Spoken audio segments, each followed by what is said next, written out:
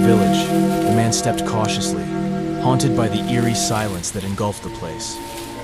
Wrapping himself in his mother's shawl, he sought answers to her disappearance, the place she was last seen. The villagers' demeanor was cold and unwelcoming, their eyes avoiding his gaze.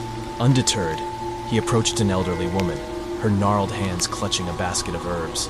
"Please, have you seen my mother? Her name is..."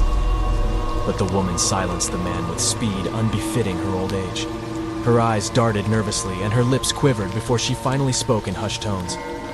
"There's power in what is not said, especially names. You shouldn't be asking about her here. We have our secrets, and it's best you not meddle. Now leave." The man obliged and left. However, he returned later that night, sneaking into the village under the veil of darkness. Creeping through narrow alleyways, he stumbled upon a hidden chamber concealed within the ruins of an old house. Its walls were adorned with grotesque paintings of an enigmatic entity, a monstrous being with tendrils of darkness reaching out towards unseen victims. Among the unsettling findings were dusty tomes that spoke of sacrificial rituals, ancient practices that sent a chill through his very soul. The passages spoke of appeasing an entity known as Father Earth, whose hunger for souls knew no bounds. And scattered amongst these tomes were talismans that bore names. One in particular caught his eye. The talisman bore his mother's, etched in what seemed to be dried blood. Fear mingled with anger as the man recollected the gruesome contents of the dusty tomes. As he collected his thoughts in the dim light of his flickering lantern, desperately attempting to avoid picturing his mother's fate, a haunting whisper echoed through the shadows.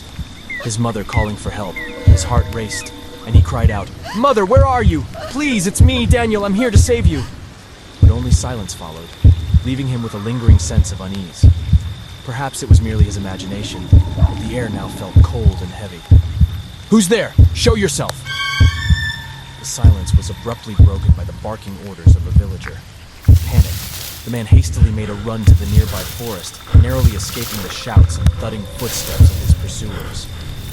That night, nightmares plagued him, visions of his mother's disappearance haunting his dreams. In the depths of slumber, he saw glimpses of her, trapped and tormented, fueling his resolve to save her from the village's sinister grasp. As the first light of dawn painted the sky, he returned to the village, determination etched upon his face. He confronted the villagers once more, demanding answers, but their silence remained impenetrable, like an ominous fortress guarding their dark secrets.